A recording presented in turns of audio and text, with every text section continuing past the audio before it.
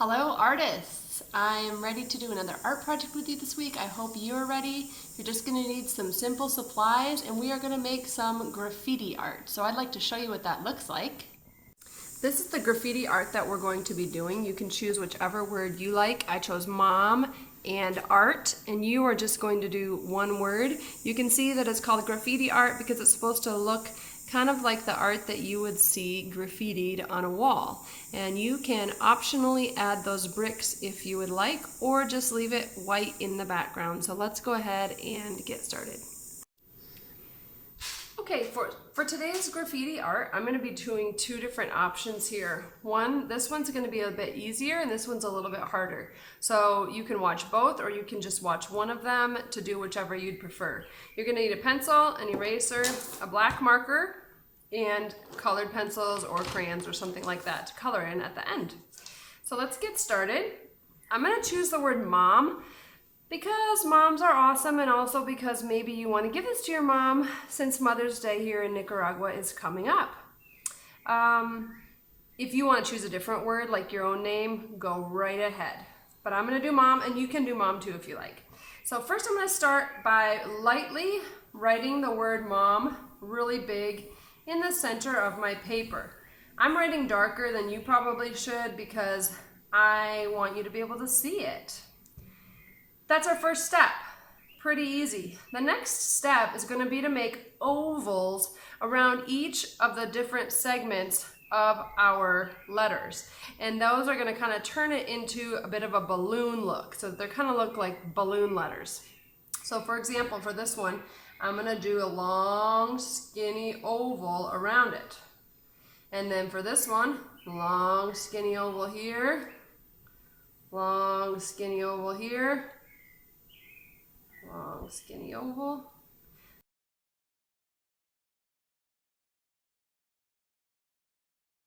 All right, now what I want to do is I want to take my pencil and I want to trace the very outside edge, so skipping all these inside lines, so I can kind of see a little bit better how my words look. So I'm going to trace that. Some of these are going to overlap. The M is going to overlap the O. So you can choose what letter you want to have in front. I'm going to have both of my M's be in front of my O. So now it's time to take my marker and do the same outline I just did. Here's where I have to think. What's going to be in front, my O or my M? I'm going to have it be my M. Now you've got some pretty nice looking bubble letters. Now we want to make them look even a little more three-dimensional, and to do that we are going to make some curved lines at the edges. Some of them are going to look like a little reflection, like they're bubbles. It doesn't really matter too much, you're just trying to do it at the curves. And I try to do like a long one and a little one, more than one, to make it look a little more interesting.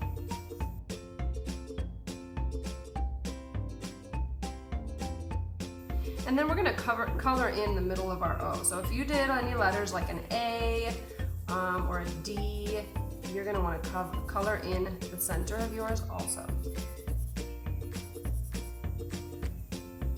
And the last step on the outline of our letters is going to be adding a giant shadow. And we are going to make that shadow on the bottom half of our letters so that it looks kind of like there's light coming from the top. So basically you're just going to make a line going out and down on one side, and you're going to color it in.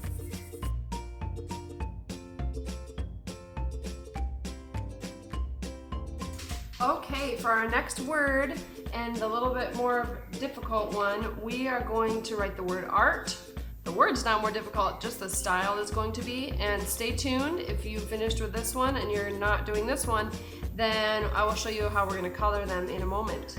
So what we're going to do is we're going to take our pencil and we're going to do the same thing we did before, except for this word. This is going to be art. I'm going to write it large and in the middle.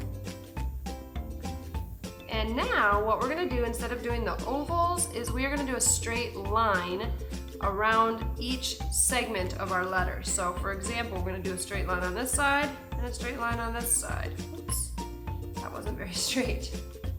on this side and on this side. We'll do straight lines around this center crossbar, but we're not doing anything around the ends yet, so just leave those, don't go across. I'm gonna do a straight line, that's a little straighter, around our R, and around this. And this is curved, but I don't want it to be curved because this is gonna be a bit of a different style. And so what I'm gonna do is I'm gonna imagine that it is part of a rectangle like this. And I'm gonna make lines around it like that. And the T is nice and easy. Straight down, 2 lines, straight across, 2 lines. Now I am going to make those ends. And so for those ends, I want to make things a little bit like crazy. So we could do something really angular like that. So there we go. How about some rectangles at the end down here? That's not so crazy. How about another rectangle just so they're the same? And then maybe on this R over here, we want to make it come out and then be like a flame. That's interesting. And then here I'm gonna make it like an arrow. This one right here, we can't see very much of it, but I'm just gonna make some angles there. On my T, I'll just go back with my rectangles, but I'll make them a little bit more like trapezoids. And same thing down here. Big block. Okay, now what I need to think about is I need to think about what's gonna overlap. So we've already got my R is kind of behind my A and my T is kind of behind my R. So if you need to, you can trace around the edge with your pencil to decide and see very clearly where you're gonna make your marker line if you're worried about accidentally drawing the wrong line. Do it with pencil first, nice and dark, and then do it with marker. I'm gonna go ahead and do a few areas that I'm concerned about, and then I'm gonna do it with my marker.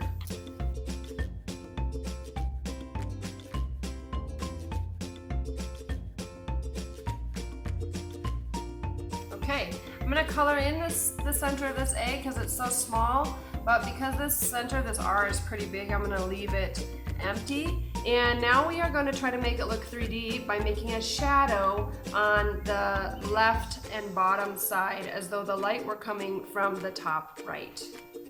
Okay, so for my shadow, what I'm going to do is I'm just going to basically go on the left side of my letter. I'm going to repeat the line that I made. I'm going to do it on the left side of my letters too, so we'll say this is kind of at the left side. And then I'm going to color it in, and that'll make a shadow. You got to keep going around the bottom of the A. Goes right off the page. Bottom here. Starting to look good.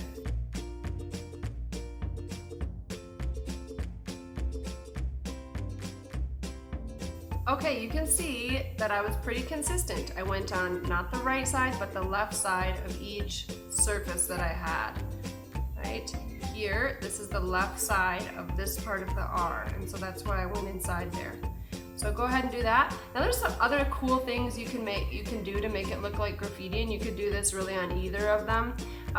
You could make, for example, like drips dripping down. Sometimes people who do graffiti do that.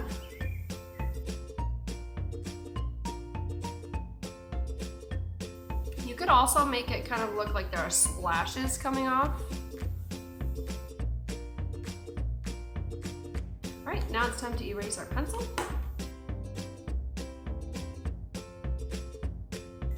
And now we're going to color. All right, for our coloring, there's different techniques you can use, but what we are going to do is we are going to have it be gradated, which is going to mean that it's going to start one color and end another color and slowly go from one color to the next. Same with art over here.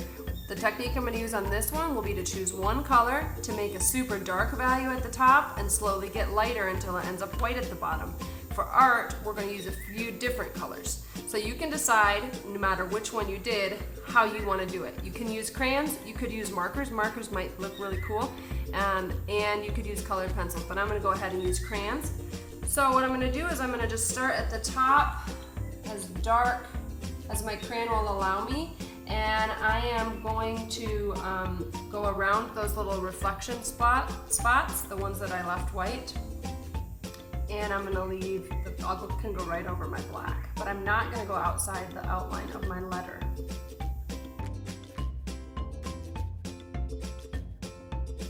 Okay, so you can see how I tried to start as dark as I could and go as light as I could, and I tried to make it so that you couldn't really see. There's not just a dark line where I stopped. So I slowly started letting up on my crayon so that I had less pressure on it. If you have a really dark line, just go over that area again and try to do a lighter pressure across the line, and it will blend it in a little bit better. So I'm gonna go ahead and finish my other letters.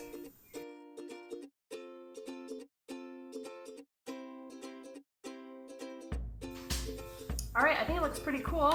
Now I'm going to just add in a little bit of darker up at the top because I wish it was darker up there.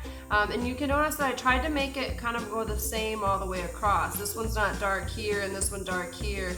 They're all the same shade of the value across. So now I'll add in a little darker purple. And that hardly did anything.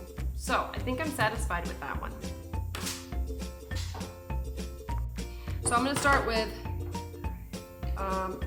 blue, then go to turquoise, then go to green, then go to yellow. And you can choose really any colors you want. You might want to choose them in rainbow order like I have, but maybe not, that's fine. And you're going to start at the top, and again, you want the same band to be the same color. So if this section right here is dark blue, then the next section turquoise. And in order to do that, it might be helpful to go across with one color and then start your way down. So let's take a look.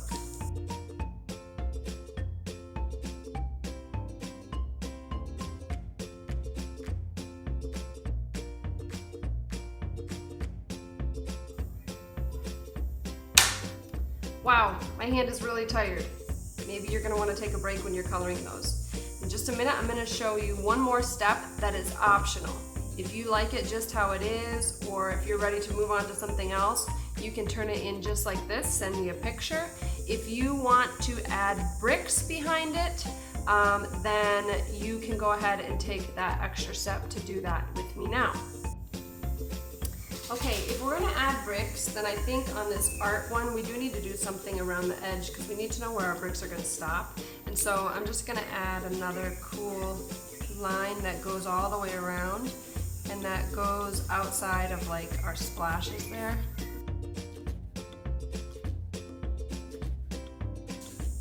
Okay, for bricks, what we need to do is we need to make our lines horizontally, and then we need to make them vertically. But this is different than we did last time. They don't need to be perfect with a ruler. All they need to be is generally straight across. So you're going to kind of go across like this, skipping over anything that's in the way.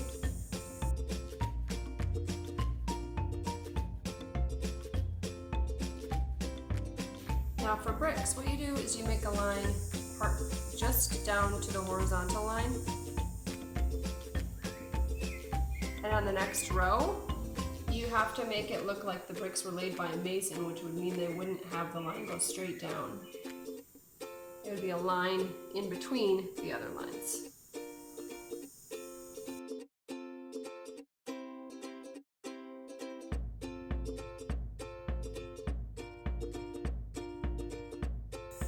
All right, if you want your bricks to look even a little more realistic, you could kind of curve them at the corners.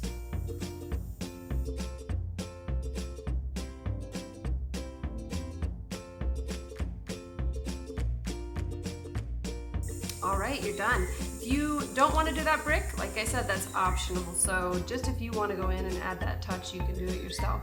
I hope you had fun, and can't wait to see your projects.